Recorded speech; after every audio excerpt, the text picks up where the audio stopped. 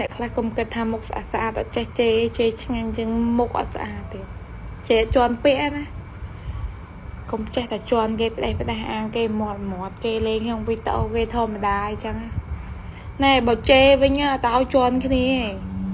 ឃើញទេកុំគិតថាមនុស្សមុខស្អាតហ្នឹងអត់ចេះជេកុំគិតថា slow ទេមិន slow ទេ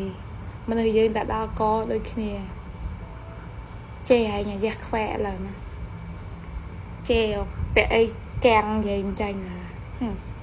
មុខខ្ញុំនេះវិញប្រាប់មិនទៅមកចេះជេគេចេះវាយគេទៀតពីក្មេងទៅហើយទៅយ៉ាអ្នកភូមិមានណាយកឆ្នះចុយម៉ាយឆ្នះឲ្យញញទៀតជេវិញម៉ាយលើចុងស្អីសួរតិចគុំមកធ្វើលេអាតហ្វេ